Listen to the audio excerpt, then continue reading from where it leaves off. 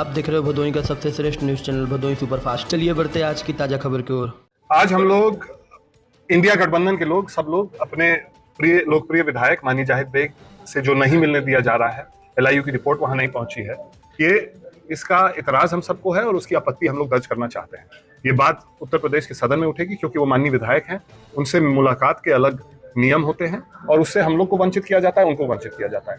वो हार्ट के मरीज है, उनका इलाज और उनकी देखरेख वहां पे सही तरह से हो रही है, इसकी जानकारी हम लोग को होनी चाहिए। ये सारी बातों को लेके आज ये प्रेस वार्ता रखी गई। साथ ही साथ उत्तर प्रदेश के उपचुनाव चल रहे हैं। भारतीय जनता पार्टी की गलत नीति और बेईमानी की जो नीति है वो इस चुनाव को टालने में स्पष्ट रूप से हम लोग को दिख रही है। हम जनता की आवाज जो सुन रहे हैं मझुआ में और फूलपुर में विशेष करके, वो ये दिख रहा है कि भारतीय जनता पार्टी बुरी तरह से ये चुनाव हारने जा रही है और 27 का भी चुनाव हारने जा रही है। ये लड़ाई देश के और उत्तर प्रदेश के वो लोग लड़ रहे हैं जो इस सरकार की विफलताओं से त्रस्त होकर अपनी आवाज उठाने का मौका का इंतजार कर रहे हैं।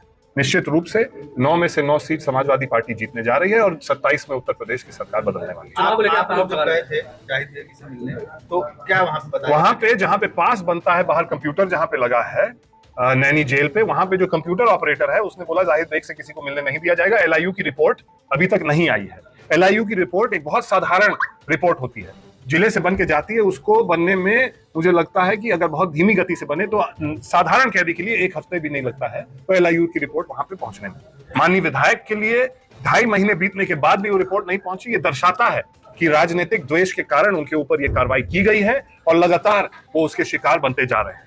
अगर उनके एलआईयू की रिपोर्ट जो मिलने के लिए नहीं जा रही है तो उनके ऊपर जो आरोप लगे हैं उसकी जांच और छानबीन किस तरह से हो रही है वो आप उसी से उसका अंदाज लगा सकते हैं।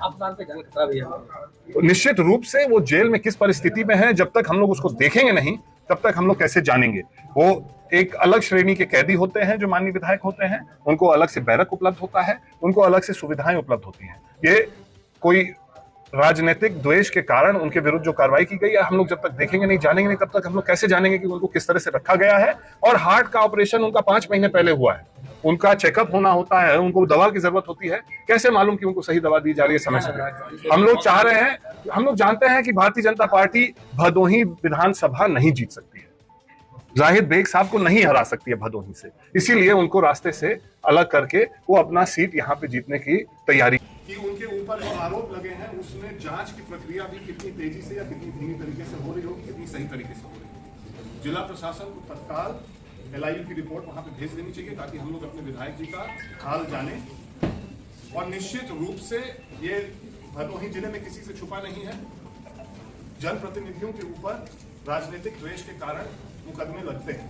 हमारे ऊपर भी लगे हैं, अध्यक्ष जी के ऊपर भी लगे हैं, सबके ऊपर लगते हैं। माननीय विधायक जाहिद बेग साहब के ऊपर जो आरोप लगे हैं उसका ना सबूत, ना साक्ष्य, ना कुछ जिला प्रशासन ने जनता के सामने, ना मीडिया के सामने, ना किसी न्यायालय के सामने रखा। तो इस कारण से हमारी ये फर्ज भी बनती है, दायित्व भी बनती है कि हम इस बात को आपके बीच में आज उठाएं और साथ ही साथ उनसे मुलाकात के क्रम में कल माननीय उच्च न्यायालय में जो याचिका हम लोग ने दाखिल की थी, चुनाव की याचिका जो दाखिल की थी इस लोकसभा चुनाव के विरोध में, उसकी कल 4थी तारीख थी। 4 महीने में 4 तारीख हो गई है। चारों बार सामने वालों ने समय मांगा है।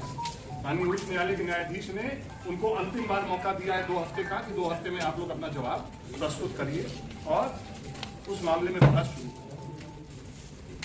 उसमें जो मुख्य आरोप है, हम हो सकता है कुछ लोगों से साझा ना कर पाए हो, मगर वो निषाद पार्टी के विधायक रहते हुए उन्होंने भारतीय जनता पार्टी के प्रत्याशी के रूप में अपना पर्चा दाखिल किया। ये देश का संविधान आपको ये अनुमति नहीं देता है, देश का कानून ये अनुमति नहीं देता है और ना चुनाव आयोग आपको ये अनुमति देता है कि आप एक बार में 2 दल के सदस्य रखें। ये हम लोग का मुख्य आरोप है, उसका कोई इनके पास जवाब नहीं है, इसीलिए वो समय मांग रहे हैं। भारतीय जनता पार्टी की जो बेईमानी की नीयत है और जो उनकी नीति है, वो सिर्फ उस चुनाव में ही नहीं, माननीय जाहिद बेग को बंद करने में भी ये समझ में आता है कि उनको मालूम है कि जाहिद बेग साहब को वो चुनाव में नहीं हरा सकते हैं, तो इसीलिए वो उनके विरुद्ध ये कार्रवाई कर रहे हैं। अगर आप इस न्यूज को YouTube पे देख रहे हैं तो चैनल को सब्सक्राइब करें और घंटी को दबाना ना भूलें। और अगर Facebook पे देख रहे हैं तो पेज को फॉलो करना ना भूलें।